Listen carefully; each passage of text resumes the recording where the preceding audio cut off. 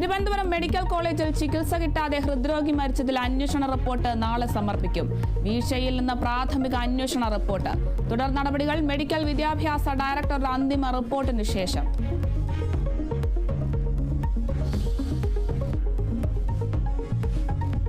തൃശൂർ കുതിരാനിൽ ജനവാസ മേഖലയിൽ ഭീതി പടർത്തുന്ന കാട്ടാനയെ പിടികൂടാനുള്ള ദൗത്യം ഇന്ന് തുടരും. ആനകളെ ഉപയോഗിച്ചുള്ള പരിശോധനയ്ക്കൊപ്പം ഡ്രോൺ ക്യാമറ നിരീക്ഷണവും. ആനയെ കണ്ടെത്തി തുടർ നടപടി സ്വീകരിക്കാൻ വനം വകുപ്പ്.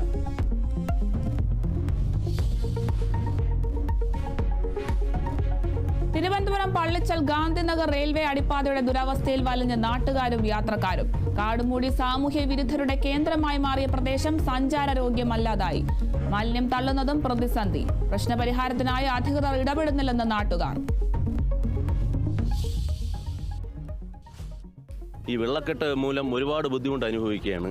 ഇവിടെയാണെങ്കിൽ രാത്രിയായാൽ കുടുംബമായിട്ടൊന്നും പോകാൻ പറ്റാത്തൊരവസ്ഥയാണ്. സാമൂഹ്യ വിരുദ്ധരും പിന്നെ വീടുകളിൽ നിന്നുള്ള മാലിന്യം, അറവ് മാലിന്യം, വീടുകളിൽ വളർത്തുന്ന നായ്ക്കുട്ടി, പൂച്ചക്കുഞ്ഞുങ്ങൾ, ചത്ത മൃഗങ്ങൾ എല്ലാത്തിനെയും കൊണ്ട് ഈ വെള്ളത്തിൽ കൊണ്ടിട്ടാണ് വളരെ ബുദ്ധിമുട്ട്. ഒരു നിവർത്തിയുമില്ല.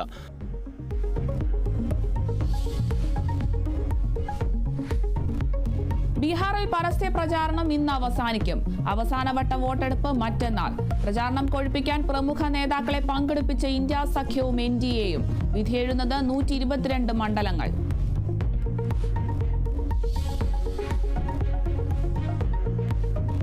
ചെസ് ലോകകപ്പിൽ ഇന്ത്യക്ക് നിരാശ. ജർമ്മൻ താരത്തോട് തോൽവി വഴങ്ങി ലോക ചാമ്പ്യൻ ഡി ഗുഗേഷ് പുറത്ത്.